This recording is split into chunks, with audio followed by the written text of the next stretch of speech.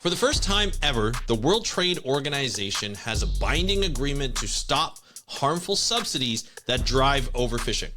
But not every country is on board. I sat down with Dan Skeritt from Oceana, who's been following these negotiations for years to unpack what this agreement actually means. We talked about how billions of dollars in subsidies have propped up unsustainable fishing fleets and why some of the biggest fishing nations have yet to ratify the agreement. Dan gives a breakdown of subsidies, the World Trade Organization, why this is all important, and what we need to know about this agreement and how it's going to move forward. Now, as someone who's been covering ocean issues for a long time, I can tell you this agreement feels like a turning point, but it's also a test. Will countries follow through? And to be honest, that's up to me and you. We're going to talk about all this on this episode of the How to Protect the Ocean podcast. Let's start the show. Hey everybody, welcome back to another exciting episode of the How to Protect the Ocean podcast. I am your host, Andrew Lewin, and this is the podcast where you find out what's happening with the ocean, how you can speak up for the ocean, and what you can do to live for a better ocean by taking action. Now, in today's episode, we're going to be talking about subsidies. We're going to be talking about the World Trade Organization's new agreement on fisheries subsidies, how to handle fisheries subsidies. Now, subsidies is also a term that we're going to be discussing, why it's important that we need to know about this type of term and why it's important how it drives fisheries for a lot of countries. We talk about harmful subsidies, we talk about beneficial subsidies, and we talk about how there's really no legal framework of how to dole out these subsidies within each nation, and how there's not a lot of checks and balances when it comes out to being like, are the fleets and companies who are receiving these subsidies, are they actually following the law? Or are they making sure that these fleets are following the law? There's a lot of things that go on. And as taxpayers, we don't like to fund stuff that doesn't follow the law, or people aren't, in it for the best of the country that you're part of, right? As taxpayers, we don't want to have to deal with that. We don't want to have to prop up specific industries so that, they can just do whatever they want. That's not fair. That's not what these subsidies are for. These subsidies are to benefit not only the industry, but also the citizens of that country, or part of the citizens or part of that nation of that country. And so I think it's really important to have this type of agreement.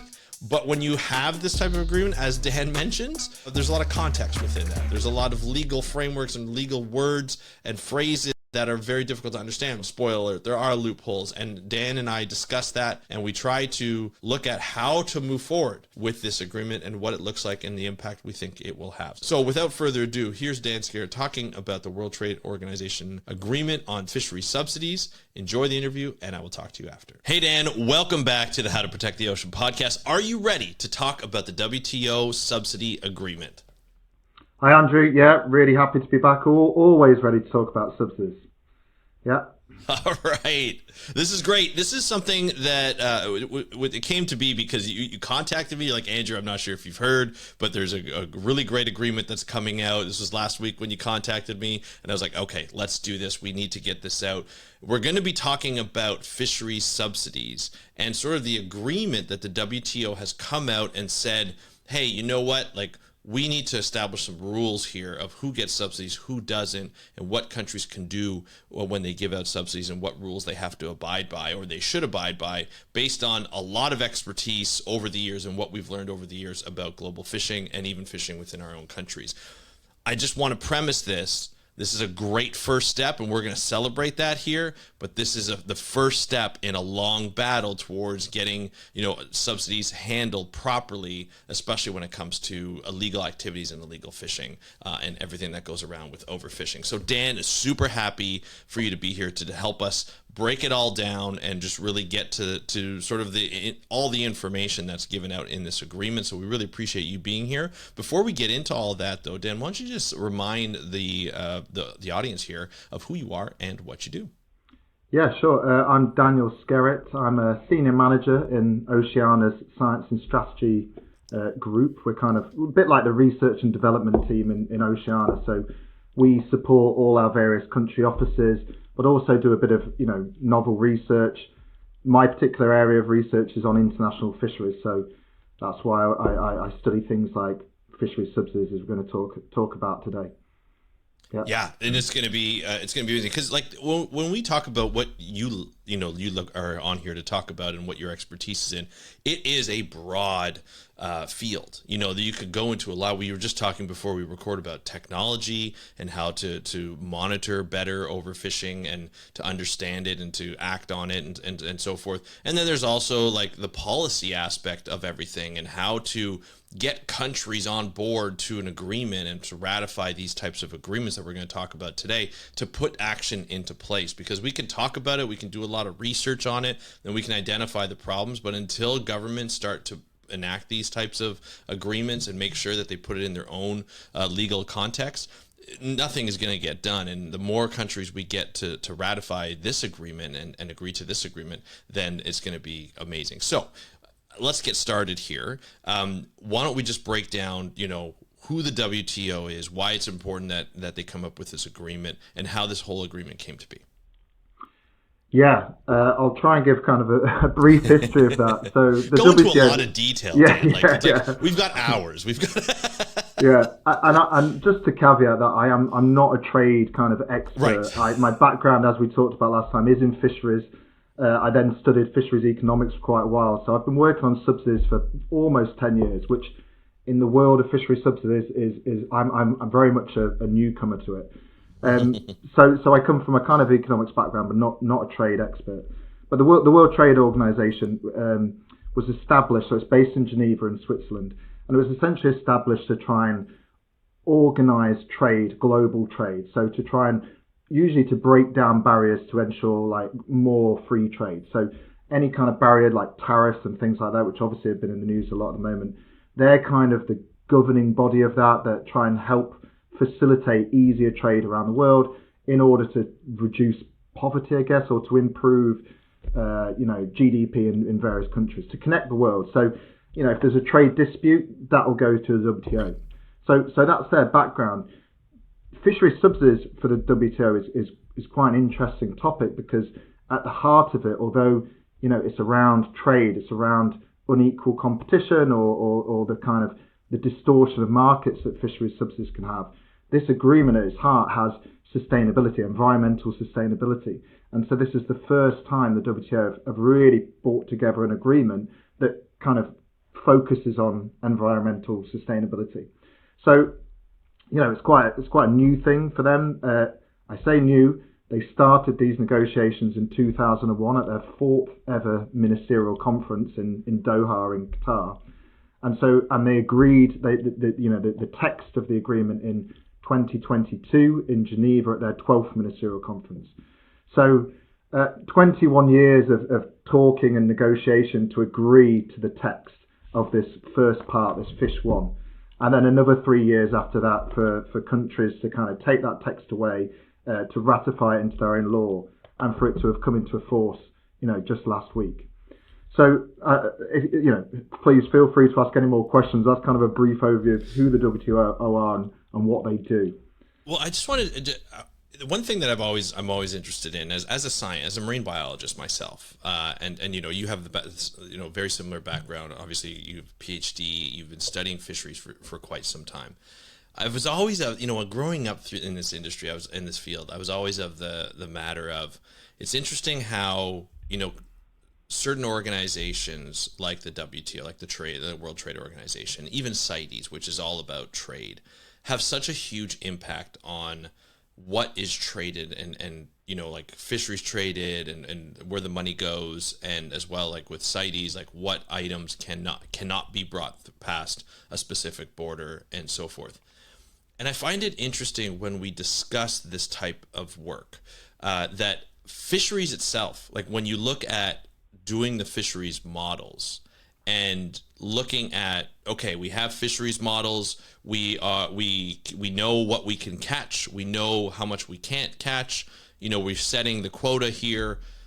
How come we need like the World Trade Organization or CITES to regulate this trade when, in my opinion, science should be enough? So that's sort of where I'm at with this. Like, I'd love to hear your opinion on that. Yeah. That's a great question, a great point, and quite a frustrating situation that we see quite a lot for us. I think And there was a great article actually that just came out I saw yesterday about this. I think the issue, part of the issue is, fisheries, although they are, essentially this. So you can see them in kind of two lights, and we were kind of talking about this a little bit before we start recording about depending on the lens through which you see, fisheries or this agreement. So a lot of us with a fisheries background see it through a biological or an ecological lens, right? This extraction of these animals out of the environment, and so our models are often built around that idea of the population, how much fishing can it take. But obviously, the other huge part of it are the people, and in the case of industrial fisheries, the businesses, right, that are extracting these resources. And if you see it from a kind of economics or trade heavy lens or focus, then your priorities might be quite different, or the goals that you have for this fishery might be quite different. I mean, I think the frustration is that many of us see that, surely the first principle should be you can't keep fishing if the biological sustainability is flawed or you're overfishing, right? But I guess it becomes very murky, especially with these international fisheries when there's all this competition and trade, and I feel like that can kind of add to it. So I think all these elements are important, and I think fisheries as a whole. So you need these kind of this economic understanding, and you need political will. I think that's the other important thing. When there's these resources out there that could be extracted, especially when it's in other people's waters or the high seas, right? I think especially in the high seas, you can end up with this kind of race to fish, and so I think it's because probably there's it's a lot more complicated, sadly, than simply here's what the science and what the biology of this fishery says, and that's it. And I guess this is the crux of everything that was happening in the WTO for the last 20, 25 years was this political to-in and throw-in. I don't think there was too much argument around the scientific principles of what was being discussed. Right. It was the political, manifestation of that. How do we get an agreement that we can all sign up to? And I think, that's the frustration, but I guess that's the reality of our, current systems.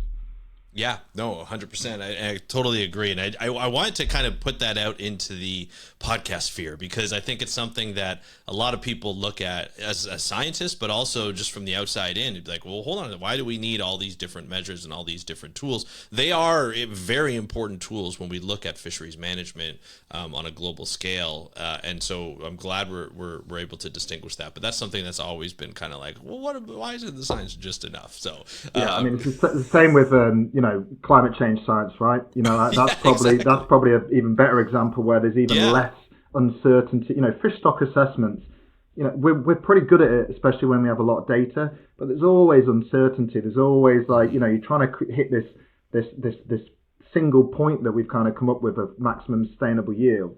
There is a lot of uncertainty in it, and as scientists, we try and accommodate that and explain it. But in climate change, there's a lot less uncertainty, yet still we see this, it seems so simple, right? What we have to do. Actually doing it apparently becomes a lot more complicated. Yeah, absolutely. Before we get into more of this agreement, can you just help explain how subsidies work? Obviously it doesn't have to go into great detail because it's different for each country, but this is a big part of this agreement. And the big argument around overfishing is we need to stop subsidizing certain fisheries or certain types of fishing because it's perpetuating the overfishing problem that we have. So can you just kind of go into a description for the audience to be like, hey, what is subsidies and why is it important to have certain regulations around it? Yeah, for sure. And there's various versions of definitions of what a subsidy, and especially a fishery subsidy. I'm going to take the WTO definition, and that's generally all my work kind of is based on that because because of this agreement and the negotiations of this agreement. So from the WTO's point of view, a subsidy kind of needs three elements. So it's a direct or indirect financial transfer. So direct, essentially, here's some money. Indirect is maybe you don't owe me that money you owed me before. So it's a transfer of wealth. The second part is it has to come from a government or a public body and go to the private industry. So it's government, it's public to private, indirect or direct transfer, and then that transfer has to confer some kind of benefit. Historically, there's a lot of reasons why governments might do that. You might want to incentivize the development of a particular sector. So we hear a lot about subsidies for offshore renewable energy, for example. I mean, we also provide subsidies for offshore oil and gas, but that's a different conversation. So you might want to incentivize the development of sector that maybe is quite costly at the beginning of that development. You might want to address social equity issues. So you may want to support the wages of certain sectors of society, for example, or particular jobs that maybe are really important. We need to kind of subsidize the wages there to encourage people into it, for example, like health workers maybe. And then the other one that we're talking about today is to address conservation concerns. So in the UK, for example, a lot of farmers might get paid to not farm up to the edge of a river, or to leave certain fields to go wild, or to kind of have this crop rotation. And the government might give them money, so they benefit, and then we benefit from this like additional conservation benefit. So there's a lot of different reasons why. Another key reason that's often actually unspoken is this competition element. Particularly in fisheries, if we're all targeting the same tuna stocks, well, if we help out the costs of our fishing fleet, they might do a bit of a better job, or manage to get a bit more of that fish, or sell the fish cheaper, access certain markets. Right. So there's stated reasons or drivers of subsidies, and then there might be hidden ones as well. Yeah. In the case of fisheries, the harm that they can cause, as I said earlier, they can cause what we call trade injuries, which the WTO have largely been focused on. That's steel from one nation is being subsidized, so it's really cheap and changes the market. The WTO might step in and be like, you shouldn't subsidize that.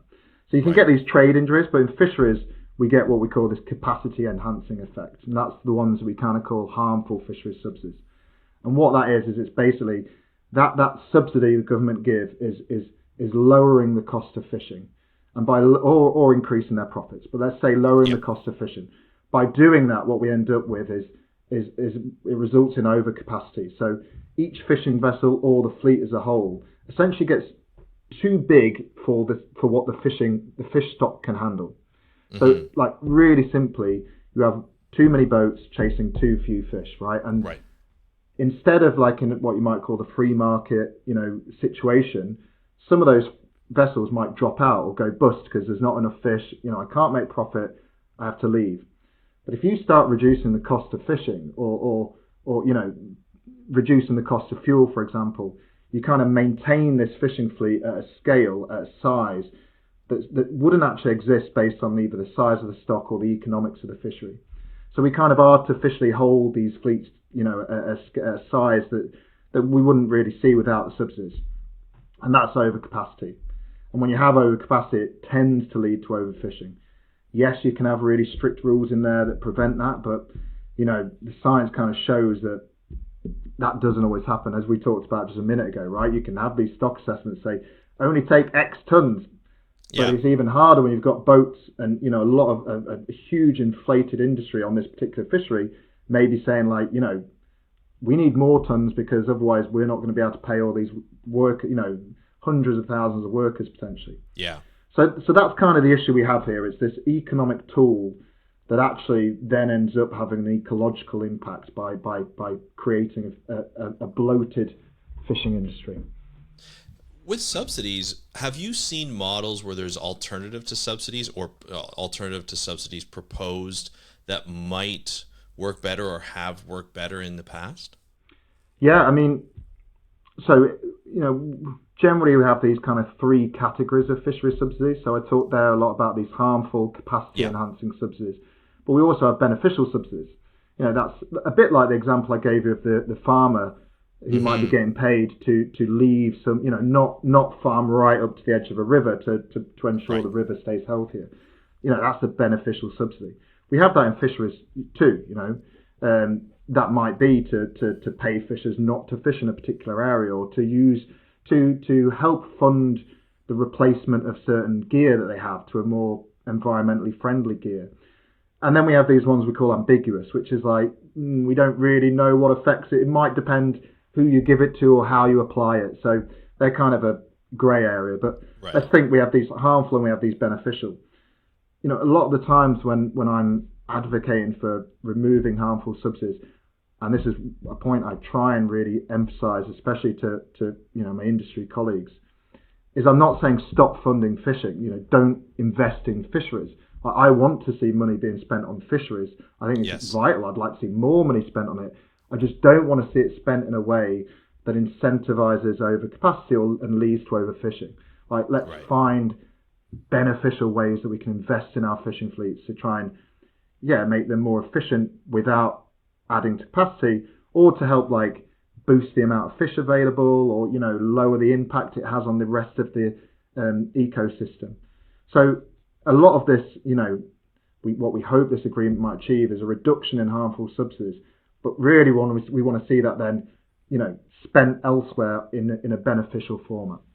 Yeah, 100%. I think it's really great, and a lot of these subsidies are coming from tax dollars, right? They're coming from the budget of the government that's largely funded by tax. It could be funded by other sources depending on where this money comes from, but it's largely funded by tax dollars. So some people, citizens, I know here in Canada, we're always like, why are we funding, like big time for a problem for Canada, or a big contentious issue is, funding oil and gas subsidies here, right? So people are like, why are we doing this? I don't want to do this, even though it's like it's a necessity when you look at oil and gas, and the benefits usually outweigh the subsidies that we have to pay. But a lot of people will say that, will be like, why are we funding, if they want to decrease overfishing, why are we funding, subsidies for fishing in general? But it's not all subsidies are going to encourage overfishing or illegal fishing. That's not what the subsidy is for, correct? Like the subsidy is for, the agreement, I assume, with the people who are receiving, and the companies who are receiving the subsidy, is to do legal fishing under the law of that country, and not to do that. I know that sounds stupid to say that. As I say that, I'm like, Andrew, why are we talking about this? But I want people to really understand the purpose of a subsidy is to help with the industry, benefit not only the citizens, but also that industry, but also to contribute to the legal fishing of a specific stock, correct?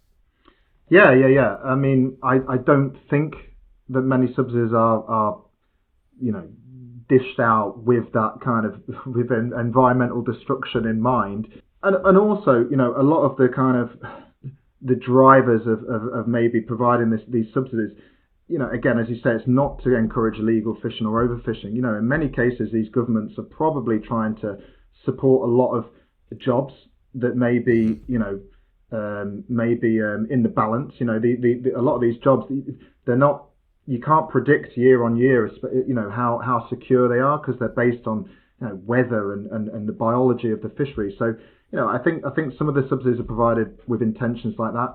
Also, although we've talked a lot about the business of fishing and that element of it, ultimately is also producing a food source, right? And again, we see a lot of subsidies being spent on, food production.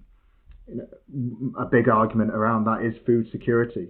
Sadly, that doesn't always actually kind of add up when you look at the end result, in that we're subsidising a lot of fishing vessels, in the EU or the UK, where the fish actually goes elsewhere. Like, it's not supporting food security in the UK. So, it's a really complicated system, and a lot of kind of what we do is, and what this agreement should be doing is trying to reveal, what is the actual result of this subsidisation. And when we do that, can we have a better, more informed discussion about, okay, what are the intentions of these subsidies, and what is the actual outcome? Are we seeing, are we achieving what we say we're going to do with this? Are we actually achieving, environmental degradation at home, or taxpayers' money is being used to, it's resulting in environmental degradation and food security for, another nation? And if that's the result, like, is this the best way to do this? Is there a better way we can do this? So, Yeah, the intention is very rarely, I would say, if ever, to fund overfishing. Right. But as I say, when the data, when the science says that's what's happening, I think there needs to be a reconsideration of how we're funding that. Of course. Sorry. No, go ahead. No, please do. Go ahead. Just to emphasise again, not saying don't fund it, not saying take the money out, just let's find a better way to spend it, right? Well, and in comes this WTO agreement, right? This World Trade Organization agreement, where this is like essentially like a framework that countries can use to implement into their own legal structure to say, hey, you know what, this is a great way to go forward based on a lot of research that's been done, a lot of expertise that's been put together. This is what we recommend, how you sort of put in the rules to put in subsidies or not give subsidies to specific fleets who are not abiding by the laws, not only of the sea, but also by their own country, which for a lot of countries who have signed on to the UN law of the sea is the same thing, right? So, I think that's really important coming into this agreement. So I want to get that, the reasoning why we're putting in this for a lot of our audience members here, and because this is all stuff we all had to learn, in terms of what's been happening with these subsidies. How does this continue to happen? In many countries, it does get a little out of hand sometimes, in terms of illegal fishing, as we've seen, and so. Let's talk about this agreement. How important is this as a first step to the battle of really reducing and hopefully one day eliminating, overfishing and illegal fishing? Yeah, I mean, as we said at the beginning, it's really important. We are celebrating this agreement, and we'll talk about this, and we'll probably talk about it right now, actually, about how this is just the first step. This was never intended to be the end of this discussion. This is, it's. A lot of us are referring to it as Fish 1. Fish 2 is being negotiated right now, and we can maybe come on to that later. But yeah, I mean, it's incredibly important. What it does at the moment is it first tackles the worst kind of... It tackles who these subsidies are going to. It doesn't yet tackle subsidies because of the nature of certain subsidies being bad. It tackles who these subsidies are going to, like we said earlier. So what it does is these ratifying members, I think there's 112 now, are now bound by law to stop providing subsidies to any illegal fishing. Who determines whether it's illegal fishing or not? We'll see how that actually plays out in reality. At the moment, from the text, it says it's either the vessel that the flag state that the vessel is fishing under, the coastal state where the vessel is fishing, or if they're fishing in the jurisdiction of an RFMO, a regional fisheries management organisation, they can determine. So they're the three groups, the entities who can determine it's illegal fishing. Right. At the moment, we have all the kind of official lists of IUU vessels in the world. I think at the moment adds up to about 230 vessels. Okay. So hopefully there'll be a more stringent way of actually doing, because if it's only 230 vessels that are going to have subsidies pulled, it's not going to make a huge dint in the 22 billion of harmful subsidies currently provided. The second prohibition that it has is it stops subsidies to fishing on overfished stocks, which again sounds really strong on paper, has the potential to be really strong on paper. The entity that determines whether the stock is overfished is the country whose waters it's in. So it's kind of marking your own homework. There's also a bit of a loophole that says, if you have management measures in place that, show that that are aimed to rebuild the stock, then you can keep subsidising. And again, it's the subsidising member that can be like, yeah, it's overfished, but, we've got these management measures in place that aim to rebuild it, so we can keep subsidising. So, again, it's a really great first step. Hopefully over the course of implementation, we can really tighten the kind of nut on that and be like, no, you haven't rebuilt the stock, stop subsidising it. Right. And then the last one is subsidies to fishing on the unregulated high seas, which is a small fraction of kind of global fisheries. Most fisheries are in coastal waters, but it's quite an important one because that's the fishing activity that basically is, the Wild West. very few rules on that. So, probably shouldn't be subsidising that. So they're the kind of three main prohibitions that it includes. As I said, there's loopholes, and we'll see how it's implemented. There's a couple of really strong articles in there that I like. There's an article on transparency. So WTO members are now going to have to be a lot more stringent in the information they give to the WTO every year on the subsidies they provide, who they go to, what fish stocks are these subsidies impacting. That's a really great step, because in the 9 years I've been doing this research, there's often quite poor data, and we're often filling gaps in with kind of models or through poorer data sources. And then another one is this article that allows member states to basically hold each other accountable. And that's the one that I think could be really key to the success of this, is how well will each of these members be able to hold each other to account, to say, show us you're working, prove to us that, these management measures are helping to rebuild the stock. And again, I think also that's probably where civil society comes in, trying to work with different members to ask for this information, or to get them to kind of show us what subsidies you're providing, like what subsidies are going to these distant water fishing fleets, or which fisheries are you subsidising in your waters. And I think that could be a really key part to it. Yeah, I think it's really important. A question with that: so you have WTO members. And there are 166 WTO members as of July 17, 2024. I just looked it up. Comoros is the last country to join, which is great. So you have these WTO members who have to abide by this transparency rules when they report to the WTO, which is great. So it's almost separate of whether they ratified or not. If they want to be part of the WTO, they have to submit to this transparency rule for fishing. Is that, am I getting that right, or do they still have to ratify this agreement to do that? I guess that's the question at hand, right? So, I mean, I'm not entirely sure, but members have always been able to and should have been notifying the WTO, before this agreement came in. It has been improving over the years as these negotiations have been getting a lot closer. And since they agreed the text, we've seen more countries notifying with better, more detailed information. So I think there is a requirement to report to some extent. I think what this agreement does is it really sets out, like, this is what you must include, and the periodicity. So it has to be annual now, unless you're a kind of if you're a developed or least developing country, developed country, they're the terms that are used. Then you can report every 4 years.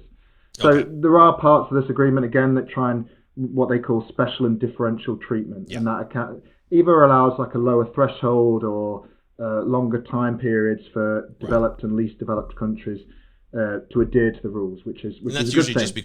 And that's usually because they don't always have the resources to, like, the people and stuff to do that reporting, and even the means to get that data at this point, which obviously, not great in terms of a way of understanding what's happening in their fishery, but also understanding that these countries are trying. They have other things that they're focused. They just may not have the people, the resources to be able to accomplish an annual type of reporting, right?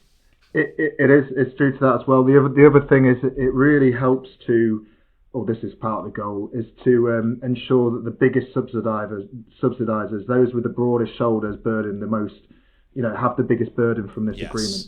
So just to go a few stats that might help the listener on this. We talked earlier about $22 billion a year is provided in harmful fisheries subsidies across the whole world. But when we look at kind of how that breaks down, who's providing it, the top 10 are providing about 70% of the top 10, countries are providing about 70% of all that. So that's China, the EU, the US, Japan, Korea, Indonesia. I don't know whether that. I think that's about the right order. So 70% is provided by those 10 entities. Some of those are actually developed nations, although they won't be able to benefit from the special and differential treatment. Right. And then even within that, so you have 10, let's call them like the richest countries providing most of the subsidies. When you look even within that, about 90% of that is then going to the large scale fishing fleet. So the biggest boats often fishing, furthest away from shore, hardest to kind of monitor, control. And then even when there's so many layers to this, and then below that, we found about, a recent paper we found that about 20 to 37% of all those harmful subsidies are actually being given to vessels not even fishing in their own waters.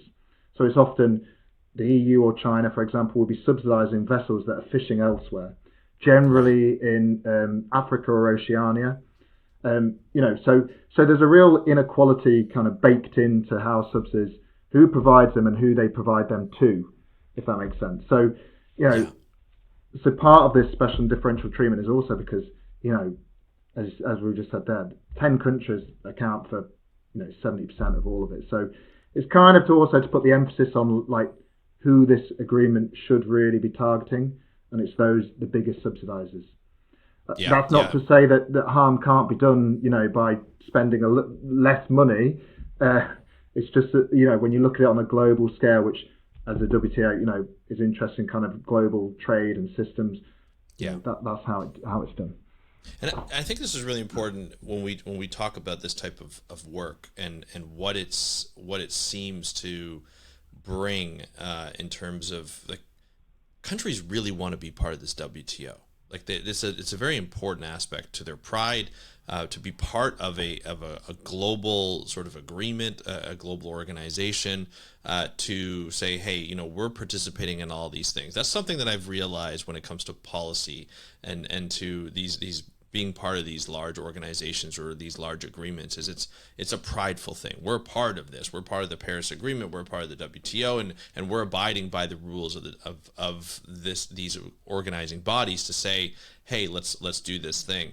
So when an agreement like this comes out, it's important for like we can. It's not like you can use it as like a name and shame of like these countries haven't ratified this yet. Like why haven't they ratified it?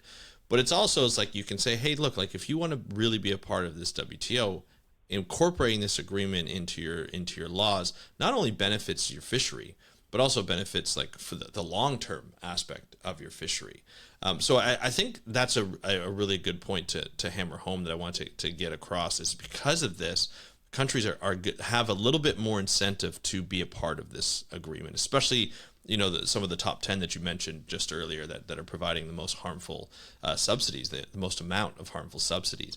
But I think there's also like some really cool things. Although we've identified already some potential loopholes that countries can get through. But I really like that the subsidies that enable fishing on unregulated high seas, like you can't do that. So this is really interesting because I'm working on this story I mentioned it to you before we recorded that for the next episode. And one of the things that I found is like they're using SAR, which is like a type of radar, like satellite radar, that identifies like the presence of fishing boats. They know what these fishing boats look like, and SAR can really identify these. They come and look up like black dots or black objects. So you can identify using that in the combination of a number of other things, AI, AIS and stuff, you can identify which boats are in the high seas. And like they shouldn't be in the high seas, and eventually you can get where they're from if they're part of the AIS program, and you can get so like I feel like there's a lot of potential in that last or the third thing that you said in terms of the prohibitions, especially as like if you're found on the high seas and it's we know it's unregulated, we know it's difficult, then you can remove those subsidies from that vessel or that company that monitors that vessel or works that fleet or vessel. Just like that, like you have the capability to do that if you incorporate and ratify this agreement. I feel like there's a benefit in that if people start to use that. Now there are limitations with this technology because it only passes a certain amount of times, and it could be difficult to do that. But just having that access, there's a potential there to really be able to enforce these types of subsidies on the high seas, which traditionally has been impossible to navigate and to really monitor, right? Yeah, and just important as well to say a lot of this fishing on the unregulated high seas. So this is generally any fishing that's outside of a regional RFMO or what we call regional fisheries bodies, RFBs. It's not illegal. there are no laws that regulate Right. it. So they're not necessarily not supposed to be there. It's just that there isn't any rules that regulate it. So I'm not sure what proportion of fisheries are unregulated on the high seas. It's kind of I generally work on fisheries that have regulation. Yeah, of course. But I think and I was thinking about this the other day. Like I think this could be a strong article in terms of maybe future fisheries. I hear a lot about the potential of like mesopelagic fisheries. So these are, I think, as I understand it, these high seas fisheries of fish stocks are below the surface a bit, I think, and they're generally like this, I hate to say untapped resource, but they're not really targeted at the moment. Yeah. But from my understanding, initially when I looked at, these fisheries, the cost of them, for the return is so low that it looks like the only way they might be able to establish these fisheries is as kind of, experimental fisheries, or I assume by heavily subsidising it. So I wonder if this article that stops that actually also might be quite useful for preventing, these experimental fisheries being, trying to target this resource that's currently not being targeted, but because it's so inefficient, it needs subsidies. Maybe this might prevent things like that. I don't know. As I said, I think throughout all of this, it's really going to be around, and this is what we want WTO members to focus on now, is like start implementing it. Show us how are we going to make sure that this actually has some impact and starts to, remove or redirect these harmful subsidies. And I think, seeing really, because the text, as you said at the beginning, when it might have been off mic, some of it's a bit vague, and it's some of these, especially legal texts, you almost need a qualification in how to read legal text to understand, and there's all these footnotes and if this then so I think that's going to be key. Is like start reporting what subsidies you give now. Let's see what this does over time, and maybe in 2 or 3 years when we can see a change in how subsidies are provided, and then ultimately, hopefully, that will start leading into more sustainable fisheries, ideally, or more equitable fisheries, as well, hopefully. Yeah, it's interesting because what you mentioned there is like being transparent and identifying what subsidy is given out for what, in terms of fisheries. I was just actually going to look it up, being like, I don't even know, like I live in Canada, I don't even know what subsidies are given. And to a lot of these industries, we don't know how many, like what's given for, how much money is given, what companies or parts of the industry like get more than others. What do we get back from it? I feel like that information, I'm hoping that information is out there, as a government, because it should be transparent. But sometimes I based on your smile, just being like, that probably isn't readily available to your average sort of citizen who might want to know. And maybe there's like, I know like with Canada, we get like Freedom of Information Act, so you can submit a Freedom of Information Act if you want to know specific data that they have to abide by, and usually it's a bit of a crapshoot. I know journalists do that quite a bit. That information is usually not readily available, I assume, right? Yeah, it's patchy at best. Obviously, certain countries or certain kind of groups are much better at this. I'm was based in the European Union. I'm in the UK, but the European Union are kind of, they have incredible kind of fiscal management. You can find out a lot of information about the provision of finance, of funding, particularly for the fisheries sector. Not everywhere's like that. I think part of the issue as well is the format of how these subsidies might be provided. It's generally quite relatively straightforward to find direct transfers of, this fishing fleet or this individual vessel got money to put in a brand new engine. Stuff like that is relative. There's always a paper chain. It's more the indirect subsidies, or one of the subsidies I work quite a bit on is fuel tax concessions, which sadly won't be kind of picked up by this agreement. But what that is basically we all pay tax for fuel when we go to the pump to fill up the gas in your car. And I would say all fishing industries don't have to pay tax on fuel generally, or they pay a very reduced rate of tax. And so that's the subsidy, right? Because you've reduced the cost of of fishing by reducing the cost of, the arguments around it may be valid or may not, around competition or like to shield them from fuel price hikes, things like that. But regardless, like it's a subsidy, but it's one that isn't generally, there's no paper trail for that.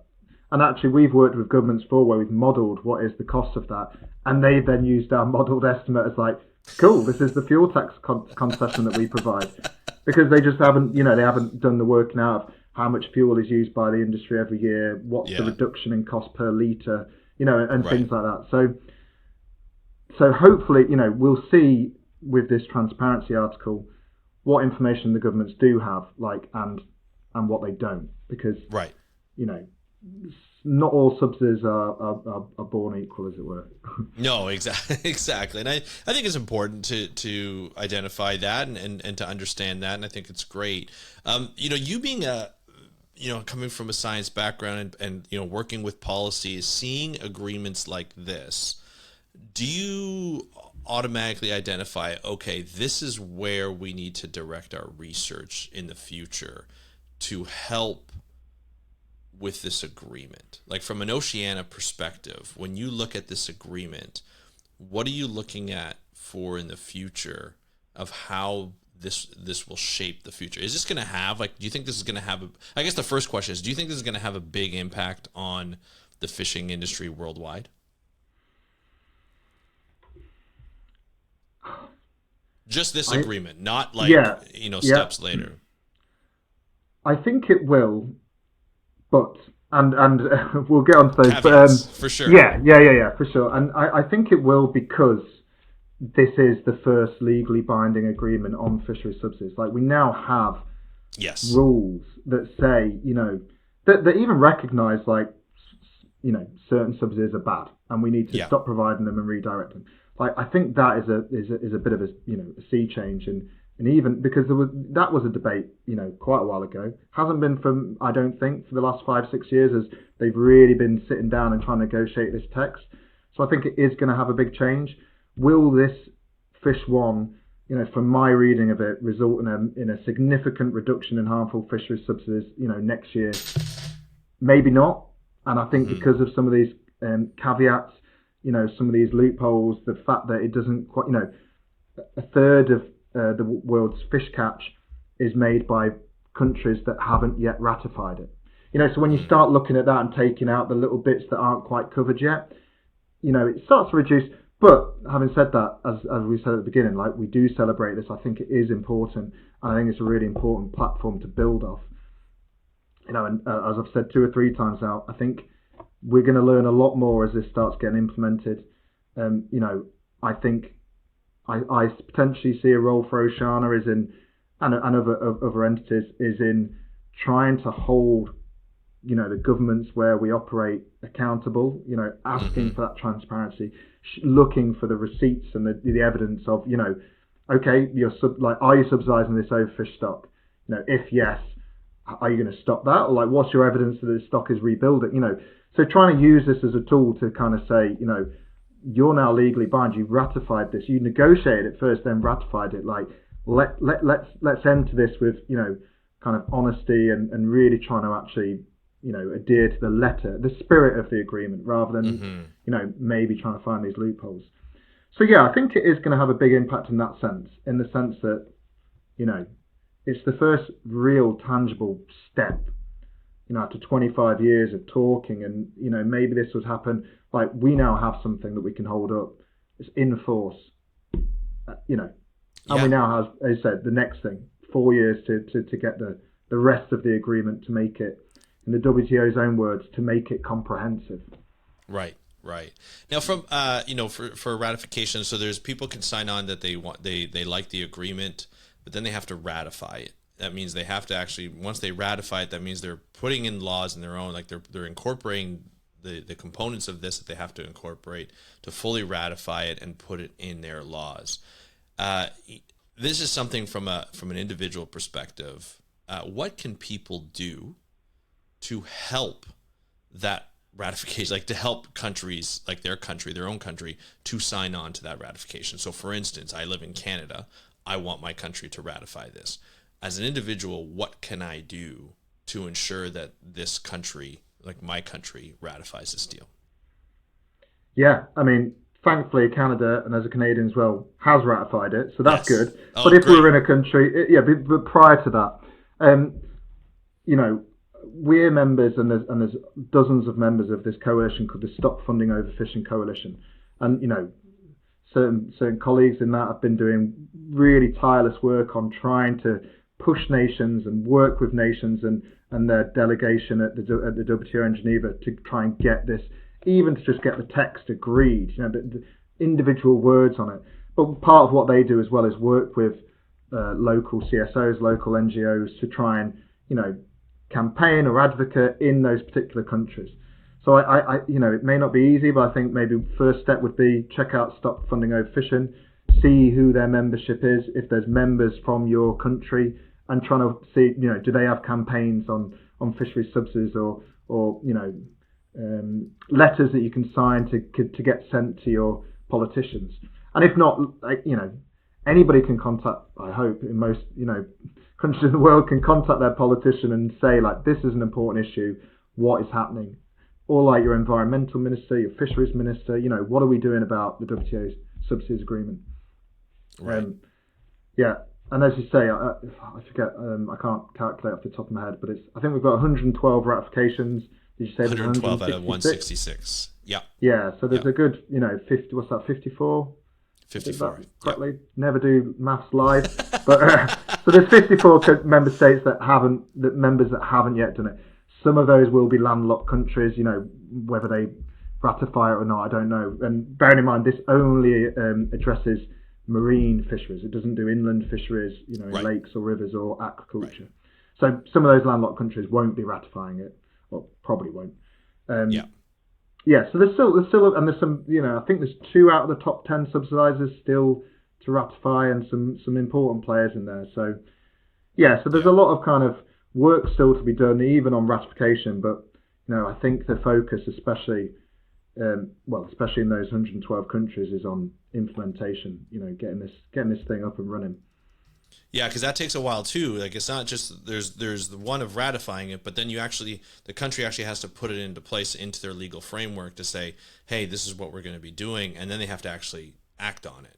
They actually have to put out those transparent reports. They have to tell people, their citizens, of like, this is how we're going to go forward. That takes a long time. Government works slow. We know that, and it takes a while. I like to, the idea of talking to your local member of parliament for Canada and the UK, as we have members of parliament, or your government representative, to sort of be like, hey, where are we on this? Like, they need to report to us, that being like, hey, like, we're like, this is what I know we ratified it as Canadians, but where do we go from here? Like, how does this proceed? And make sure that it's on the top of their priority list. Because that's going to remember, this is taxpayers' money, right? Like that definition we had at the beginning of what is a subsidy. It's public money being transferred directly into private sectors. So, I think that we have a right to know where it's going, who it's going to, and what it's being used for, or what it's incentivizing. Yes. Yeah, absolutely. Absolutely. I think that's really important. Dan, this has been absolutely amazing. I really appreciate you coming on. I know it was a bit of a last minute thing that we kind of put together here, and I do really appreciate you coming on and breaking down this agreement. This is, I feel like, I think you agree, this is a great step forward. We still have a lot of work to do in making sure that illegal fishing is done, and we're not funding illegal fishing and overfishing. And so we'll put people onto that Stop Funding Overfishing website so people can get access. I'll put in the description all the material that Oceana has come up with, based on this agreement, but also on your fishing campaigns as well, overfishing campaigns as well. You guys have been so great to us to provide all this information. We really appreciate you coming on. Look forward to having you back on to explain more of fishing and what the new technologies and everything like that's coming into play. Yeah, and hey, hopefully it's not 25 years until the next. Yes. The next agreement on fisheries subsidies, right? So absolutely. Yeah.